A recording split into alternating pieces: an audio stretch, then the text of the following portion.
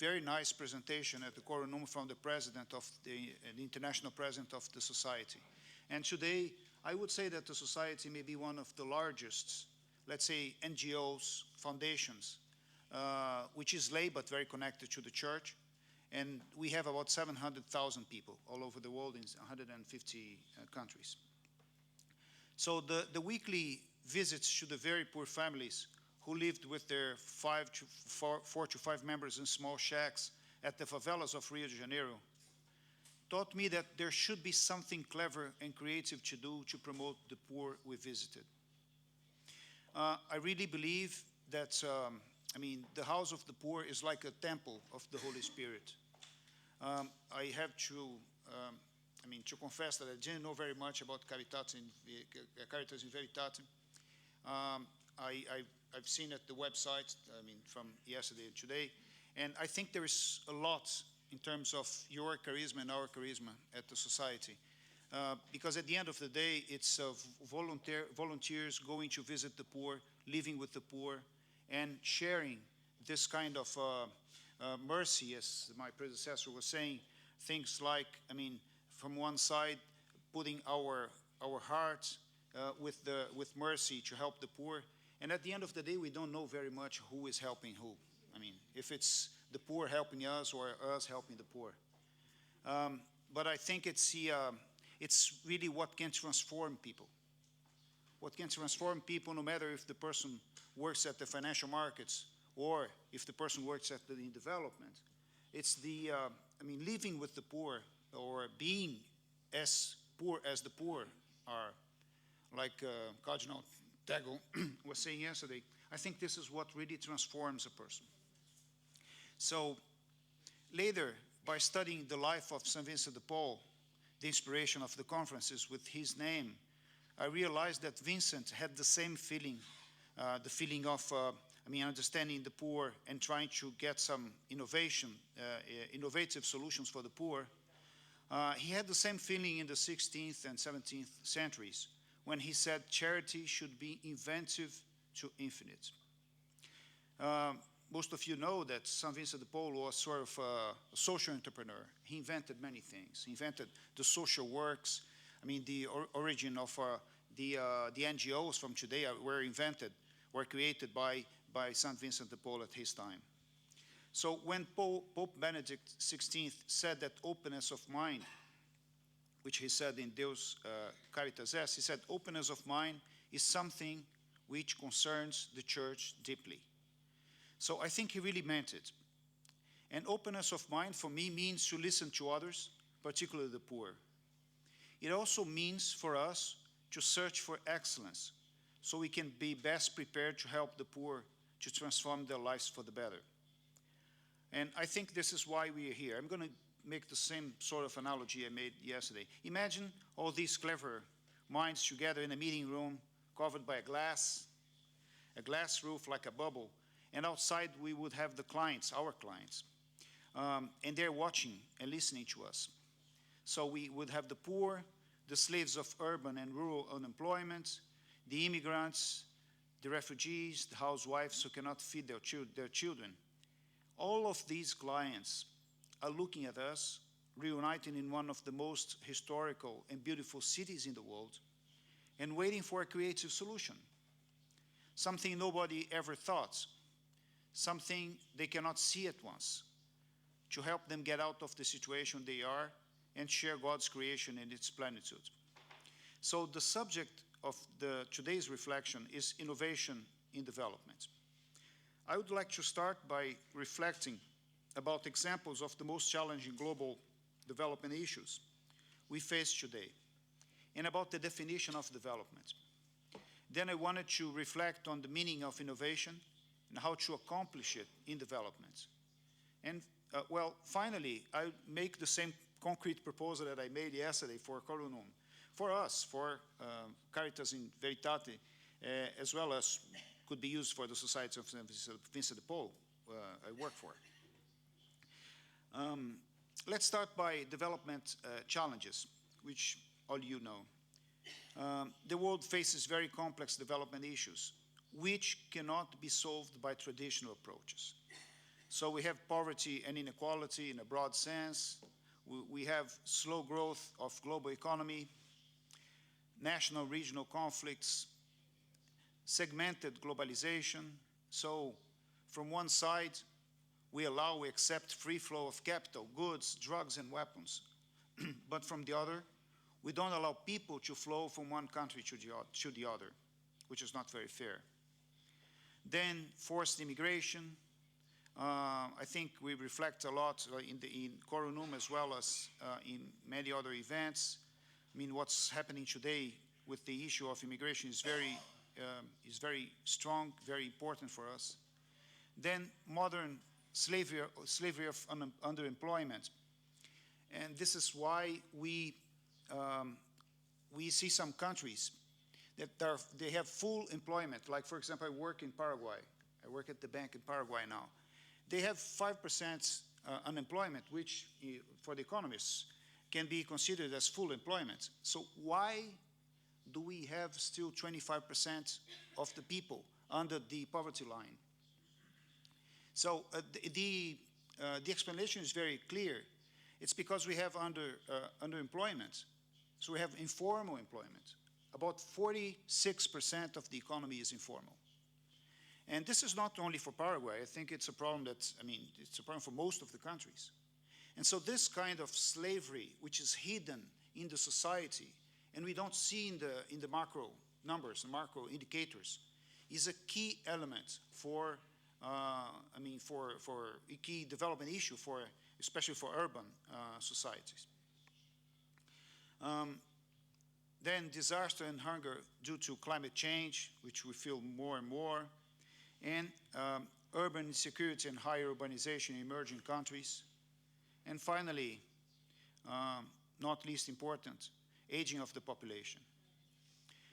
Solving these problems requires new ways of thinking, real openness of mind, as Deus Caritas indicates. And I would like to take one example, which is migration.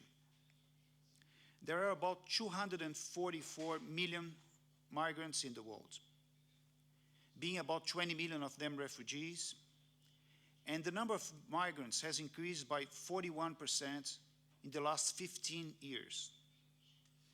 To make it more specific and making it more to the side where I work more, to make it more specific, the number of children or teenagers who cross the southeast border of the USA, the United States, has grown by about 120, 117% between October and December of 2015 in comparison with the same period in 2014. Well, but in 2014, the US has put together $1 billion to solve this problem. There was a regional commission which was put in place, and the number of the most specialized professionals was hired, including from where I work. So why is it growing? What is clear is that the evident and traditional approaches are not solving the problem. We need innovative solutions. Given the global development challenges and their complexity, I believe, I'm sure, that the fundamental question for us today is, what does it mean for us? What does it mean for the church? I also believe that we as leaders of the Catholic Church, and all of you are, I know, are best positioned to do something. So from one side, we are creative by nature. So Deus Caritas Est tells us that the whole world comes into existence by the power of God's creative word. If we are made in the image of God, creativity is part of our DNA and should be at the center of our mission. From another side, we should be enablers of the culture of the encounter, which is proposed and preached by the Holy Father.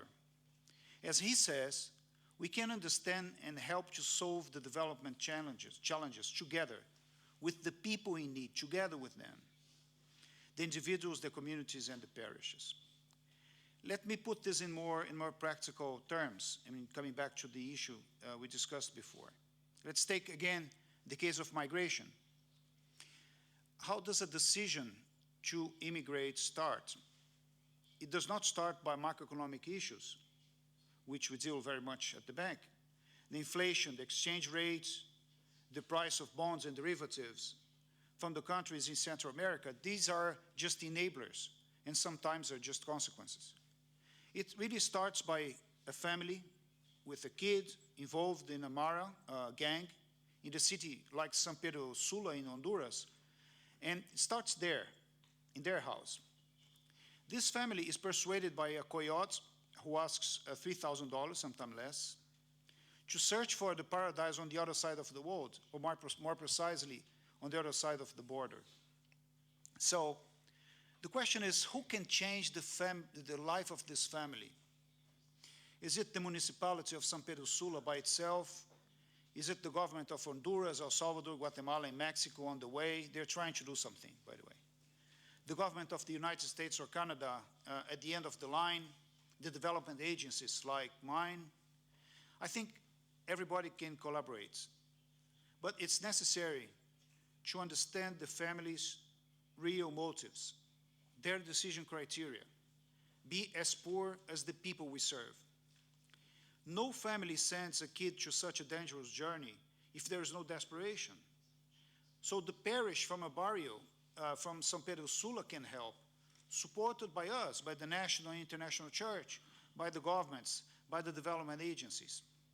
You've seen the Pope last week, and he said some very interesting words. I mean, he said he was talking about migration, and at the end of the day, the parish at San Pedro Sula can try to solve what he called a humanitarian crisis by following what he said last week. He said, instead of treating the poor immigrants as statistics, we want to measure with names, stories, and families.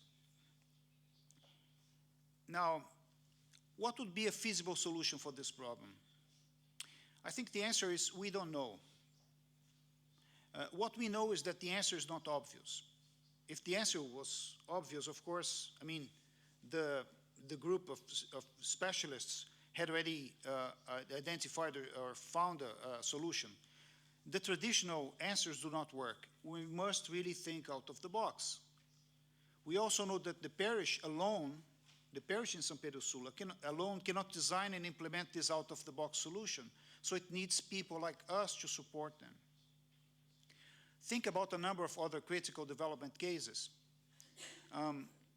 Take the case of Haiti, which I know relatively well, and I told you I lived there before, during and after the 2010 earthquake. How much intelligence has been put together, and how much money has been spent before and after the earthquake? Well, you have a project there, of the houses in Croix de Bouquet. So, I mean, you know how much people have been involved. I mean, President Clinton has been involved with Haiti since 2010. He's been a leader of a commission which was formed by, I mean, all of the countries in the world, most of the countries in the world. So the situation, in fact, there has improved very little in the last 2 centuries. If you read a Haitian newspaper in 2004, then you read in 2011, then you read it today, you see the same thing. Election crisis, manifestations, poverty. So the challenges have been the same over the years, maybe with different names or surnames. I was reading the newspaper today, and I verified that the prime minister, who's the actual prime minister, that does not accept the prime minister which was assigned by the commission of the election. So there's going to be another manifestation. So same thing, over and over again. So the most obvious and evident answers do not work. A new, again, creative, out-of-the-box approach should be used. Now, after raising the need to implement out-of-the-box solutions to global development issues, I would like to reflect with you about the meaning of sustainable and human development. Well, development is defined as a joint effort in which the beneficiary is the protagonist. So the definition from the United States, the United Nations, says human development is the expansion of people's freedoms to live long, healthy, and creative lives. People are both the beneficiaries and drivers of human development as individuals and in groups. My predecessor talked about freedom before. So, and the definition of freedom is someone who doesn't have freedom is someone who doesn't have options. So if we want to change something in development, we have to make sure that the people we serve, they may have options as we have. We can decide if we go to one restaurant or the other. I mean, and the difference between us and the poor is that they don't have the choice. So for many years, people have struggled to measure development. This chart is not to be read, that's why I put it in Spanish. The United Nations used to measure development before the 70s by GDP per capita. That was simple. So let's use just one number, and that's fine. This one, very left. Then from then on, a number of indicators have been added and added and added, and so on and so on. So after last December, in 2015, the world will use the 17 objectives measured by, sorry. That's fine, that's fine. Measured by 169 indicators. This is too much complicated. Most of you must work with governments. The governments have, 4 years, 5 years term? It's impossible, I can assure you, it's impossible for a president of a country or for a development minister to work with 170 indicators. Impossible. So I think the good news is that if we take all these indicators, and again in Spanish, and take them in their core, we're going to observe that there are 4 things, 4 interventions that have high impact. And this is not rocket science, all of you know. So one is revenue generation, job creation. Second is education in more long term. Third is institutional development, and more recently, the climate change mitigation interventions. These are the 4 things that really change a country or can promote development, at least in our experience. But this can be proved also academically and in practical cases. There are many correlations, many numerical correlations between development and these interventions. And the practice leads to the same conclusion. Let's take 3 examples: South Korea, Singapore, and Rwanda. I don't know if anyone from here is from South Korea, Singapore, or Rwanda. They're very different cultures, but very similar approaches to development. So, for example, in the 50s, South Korea had left from a civil war and presented high poverty levels. By investing in job creation, especially initially in labor-intensive industries, investing in education and institutional development, they increased their GDP 25 times. Same thing did Singapore. They increased by 15 times. If we take the Rwanda case, as most of us know, they went through a civil war which has massacred about 500,000 people in 1995. The country was totally destroyed. And under the leadership of an inspired president, Paul Kagame, who's a benchmark today, they have invested in job creation and institutional development, making them become a star in African development. Of course, they're still poor, but they have improved a lot from what they were in 95. So focusing in job creation, education, and institutional capacity, enhanced by local leadership, is key to generate sustainable development. So, as always, we question ourselves, what does it mean for us? What does it mean for the church? I think the church is best positioned to help leaders of developing countries to implement these turnaround strategies. From one side, as Deus Caritas Est indicates, we are not moved by eros love, but agape love. So we can be independent enough to motivate local leaders to implement innovative strategies with no political or economic self-interest. From another side, as an institution, the church excels in education development. We have been good at education for centuries. So I'm not saying that the church doesn't invest in education, but I'm confident that it's imperative for the church to lead a global initiative to enhance education and institutional capacity. But putting more creative solutions, putting innovation as a streamline. Again, who works with presidents and ministers know that it's very difficult to work in more than 2 or 3 things in a mandate. Very difficult. So if there is something that we should invest in poor countries, we believe that it's these four issues, 4 interventions. Let me now move to the next subject of this reflection, which is the meaning of innovation per se. Innovation can be defined as the transformation of new ideas into economic and social solutions. So innovation is much more than creativity. Over the history, a number of innovations have changed the way people live for the better.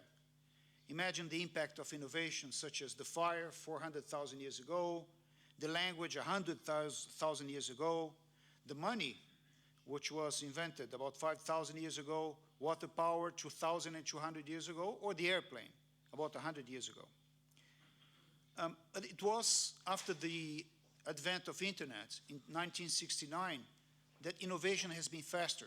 So microprocessors, smartphones, artificial intelligence, remote medicine, robotics, 3D impression, autonomous vehicles like including drones, and big data.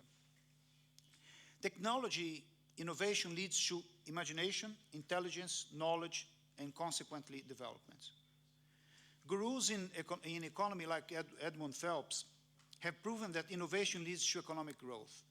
And Phelps formally calls a modern and dynamic economy the one which is able to generate ideas. This is what is imperative, to be able to generate and implement new ideas. The other side of the coin, however, is very shocking for 2 things. One thing is technology innovation has not resulted in less inequality. The 4th Industrial Revolution, which was the focus of this year's World Economic Forum in Davos, is a new wave of connectivity and interaction among parts, machines, and humans. It will make production systems as much as 25 more efficient, and these are, of course, good news. But recent studies show that 5 million jobs will be lost until 2020 due to automation. In addition, a new recent Oxfam study shows that despite the gains with technology innovation, inequality has grown significantly in the last 2 decades at the global level. So, for example, they show that the 85 richest individuals in the world have as much wealth as the poorest half of the global population, about 3.5 billion people, 4.5 billion people in fact. Another negative aspect of innovation, which I think has very much to do with us, is that social development innovation has not grown as fast as technology innovation. This is obvious. Technology innovation normally scales up and goes and grows because there's money involved, there's market, there's a demand, which is not the case for social development in many cases. So from your memory, what have been the most well-known social development innovations for the last 50 years? So take a moment to think about this. What was the 5 most important, social innovations, social development innovations in the last years? One of the few global innovations is microfinance.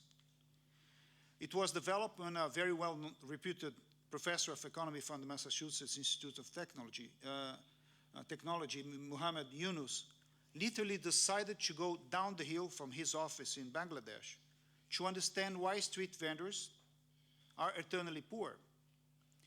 And this is a very good example of the culture of the encounter preached by the Holy Father. Do you remember any other emblematic social development innovation in the last decades? I don't. Again, what's the meaning of this fantastic technology innovation for us, evolution for us, with upsides and downsides for us, institutions of the church? indeed, our Catholic institutions are best positioned to enhance social development and innovation. The question is how? Innovation theory and practice define at least 4 factors of success. I'll go through them very, very easily, and I promise I'm finishing. I wanted to highlight them in 2 minutes. I think it's worthwhile to understand them and evaluate how much our institutions, private or, public or social development or business development, are prepared to maximize them. So the first factor is innovative communities are open-minded, decentralized, and risk-takers. When Pope Benedict XVI decided to put the Vatican into the social media, he invited an American young person, a 25-year-old Catholic writer and speaker, Brandon Vogt, to advise him. So most of you probably have read his very good book, which he wrote, The Church and New Media. I think this is important to understand. And the Society of St. Vincent de Paul is a case, of a society which has been there for 170 years. And we are too big. It's difficult for us to be open-minded, to be decentralized, or to be risk-taker. So we try to hide ourselves behind the rules. And maybe the rules are, of course the rules are very important, but maybe, in order to evangelize, in order to make things work, in order to be more innovative, we should be as Frederick Ozanam was in the very beginning, when they were only 6 or 7, and try to open the floor to people, to the young, to the youth, because they have much more creative ideas than we have. So it's difficult for us to be risk-taker. I work in a development bank. Same thing. So most of the development agencies, from time to time, we become too much technocrats. And we forget about this principle of being decentralized, of take risk. So the second factor is innovative communities build knowledge networks or partnerships. So no institution, nobody knows all the aspects of a subject. As we have seen, the complexity of the problems today demands complex and systemic knowledge management mechanisms. But on the other hand, innovative solutions are abundant. So I would say that almost all ideas or solutions have been tried by someone somewhere in the world. So that's why it's so much important to start to open ourselves and to make partnerships and understand that we are not good at everything. Yesterday, there was a very nice discussion that Cardinal Tagle from the Philippines has raised about the other side of partnerships, which is, he called colonizing, I think it was colonizing partnerships. Of course, there are some institutions, some NGOs, which are they have their own interests. But we have to divide the problems, and we have to make the risk, and to take the risk of, using the knowledge that the other institutions have. So the third factor is that innovative institutes implement mechanisms of enhancement of innovation climate, so it's obvious. And an innovation climate is the one which forces people to dissent. I worked in a company called McKinsey, and one of the rules that we had there was you have an obligation to dissent. You have an obligation to say what you think for the benefit of the client. So I think we should do exactly the same. So we have the obligation to dissent for the benefit of the poor. And sometimes we are so much afraid of some people. I see some people, some very good professionals or business people who are very successful. And when they come and work for the parish and work for the church, they sort of forget all the things that they learned in their professional lives. And then they start to be very, closed in themselves, and in their professional life, they talk about workshops for innovation, for openness, and so on. And then they move, and when they work for the church, they sort of forget everything. I know it's not the case of anyone here, but I mean, it's what I saw in other places. So, sorry. So, this is the problem of getting out of the text. I go too fast. To improve how we do things, we should motivate the question, what if? What if? What if we use a different technology? What if we invite the youth to make their points? So what if we're wrong? I mean, what if we have to change the rules? I think the Pope Francis says this all the time. I mean, he says that we should be at the edge of the risk. So why not asking what if? Why not asking if we're doing the right thing? Or maybe why not asking the poor, what if we do something together with you? So the fourth, and last but not least, innovative institutions are led by innovators. The most effective way of enhancing a culture is, of course, by example, coming from above, from leaders who look for something different and better to reach the mission and award people to do the same. This is very difficult to do. I mean, when we are bosses and we think we control everything, we know everything, it's very difficult for us to say, I'm wrong. Very difficult. And especially when we have young people working with us. We have to show that we know everything, that we're in control, and we don't open the floor for people to say what they think. But the best CEOs, the ones from literature, are the ones who go, for example, CEOs of stores, like, hamburgers and so on. They go to the stores.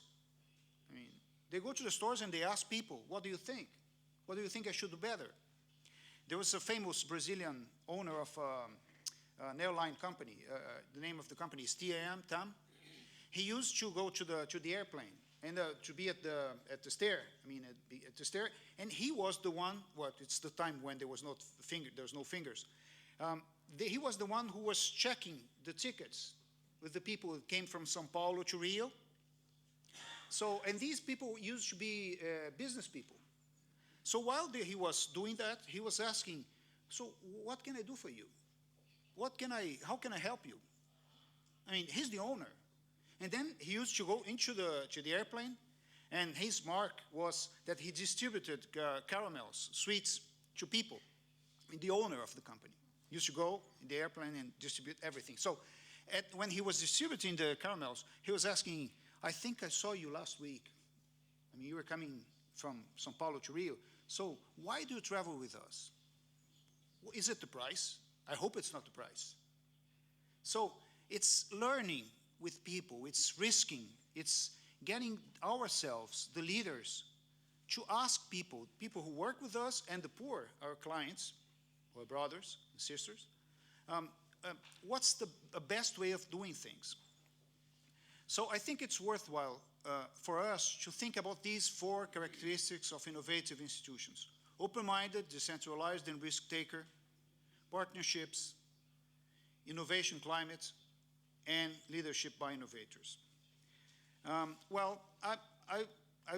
Yesterday I proposed I made a concrete proposal which I'll try to use here, but it could be done for you and not only for Coronum. So, but what if we develop a common project to create a hub to promote innovation and development, following the Catholic values and the factors of success of innovative institutions? You are present in how many countries? In more than 80 countries. So I'm sure that if you do like a competition of ideas, of how to solve specific problems, not all the problems, maybe just education, maybe just job creation, or choose a social issue like, for example, housing, which you do in Haiti and other places. So I think it would be interesting to create a sort of a hub where you say, well, this is a hub of innovation. This is where we're going to put knowledge about the most innovative and new ideas to solve a specific problem, and ask your volunteers to participate, and by the way, reward them. I think it would be, maybe you already do this, but I think it would be a wonderful experience. I used to do that when I was working in an NGO. After joining the bank, we used to have business plan competitions. So we had wonderful ideas about small and medium enterprises, surprising ideas. It's, amazing what we get from there. So I think this is not an easy task. Innovation to promote the poor is not a one-shot job. Thomas Edison used to say that genius is 1% inspiration and 99% perspiration. He used to say that. People thought that so all of a sudden, he waked up and he had an idea. I slept. Huh? The light bulb went on. Exactly. So the light bulb was there. It was not bad. It was because he studied and tried and dreamed with the solution. And of course, then the solution came when he was sleeping or he was waking up. Well, as I said, I worked in Haiti for years, and I finished by sharing one of the most marking experiences I had in my life. One day I was sitting very comfortably in my car. It was an armored car. I was the representative of the bank, so the people at the bank thought that I should have bodyguards and everything, and air conditioning and everything. Most foreigners do it, unfortunately. We try to escape sometimes, me and my wife, who's there. We try to escape sometimes from there and go to the favelas, but without anybody knowing at the bank. And we were passing through one of the crowded streets full of street vendors, like this one we have in the there. There was a truck driver, and he was trying to park the truck at the passway, right in front of us. And while he was maneuvering, he passed onto a fruit basket from a street vendor, from a lady. For the ones who work with this kind of work, or for the ones who work with microfinance, for example, you know that when this basket, small basket, they would have about $50, which is their, maybe 40, which is their working capital. So working capital is capital de trabajo, capital de giro, as we say in Brazil. So it's what they have for their work, for their business. It's in your companies like, ending up with, let's say, $1 million that you use for paying your suppliers and when you receive from your clients. So it's for them, it's like this. So he squeezed everything. So I saw that, and I left the car, and I asked her what I could do for her, and if she was okay, because it seemed to be okay. And I asked her, and she said something which I'll never forget. She said, well, tomorrow, don't worry. He said, don't worry. Like teaching me. Tomorrow I will start again. That's what they said, what she said. So tomorrow I will start again. Don't worry. And these ladies, they wake up at 4 o'clock in the morning. They go down the hill where the fruits are. They walk for 2 hours. They go to the street. They sell everything. And then they go up with $22, which is the $2 money that they have to feed their children up the hill. So they go up the hill, and then next day they do the same thing. They go down the hill, sell, go up the hill, and go and feed their children. So I'm sure innovation is very difficult, requires a lot of perspiration, like Thomas Edison. But if it's hard for the poor, why would it be easy for us or easier for us? Thank you.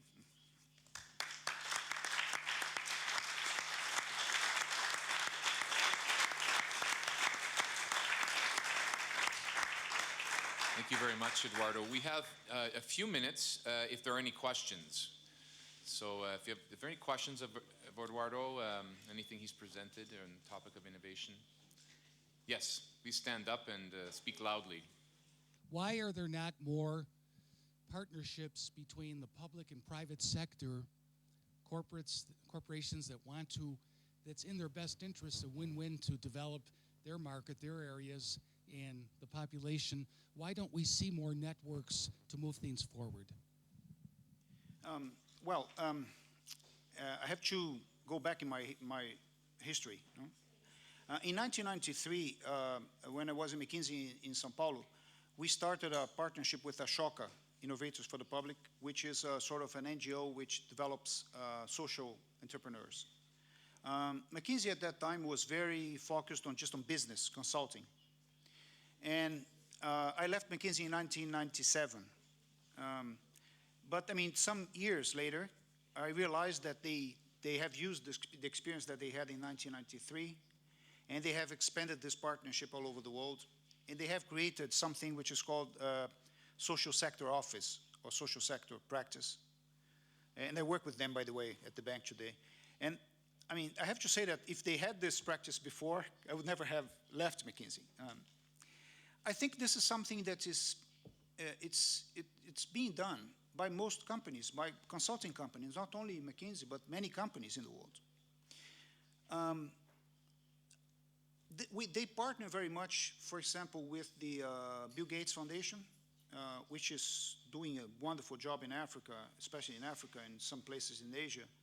And they do a lot. The companies do a lot.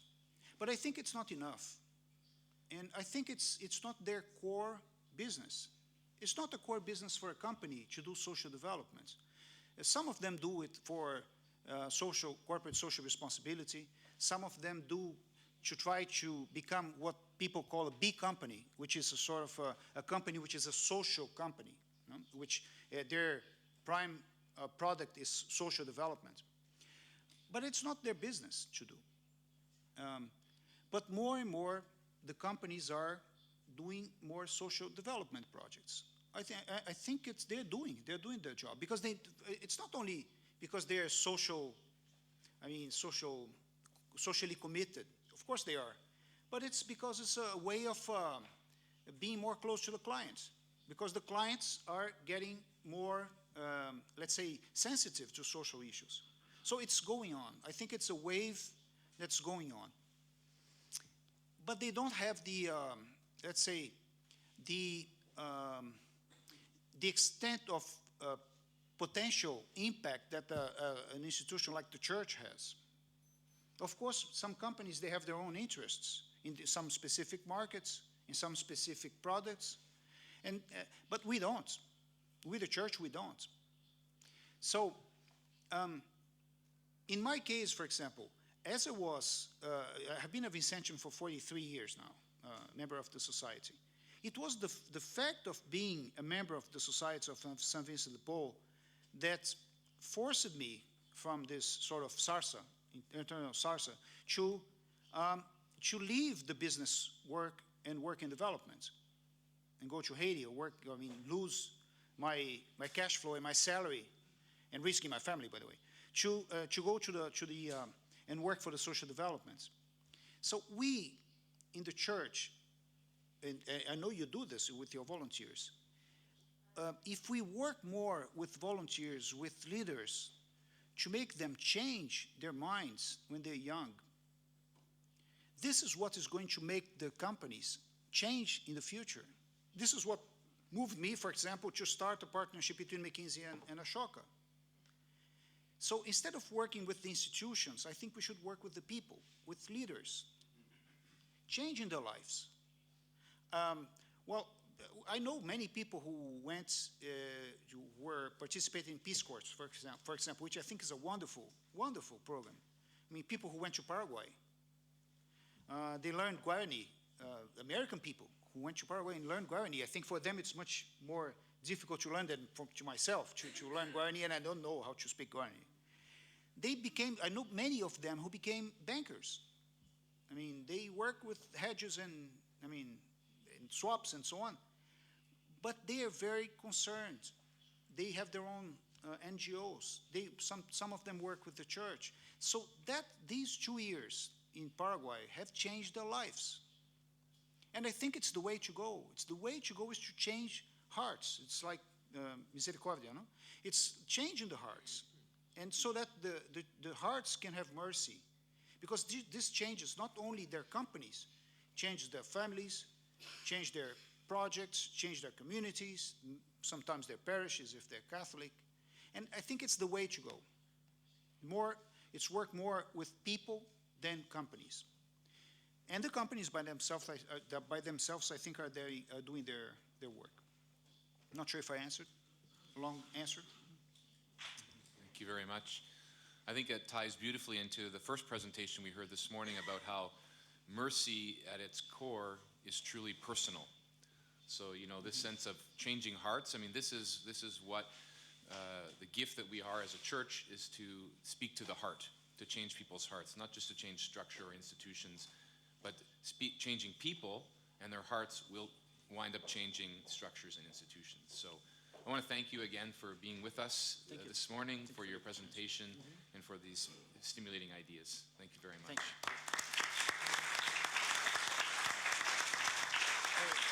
you.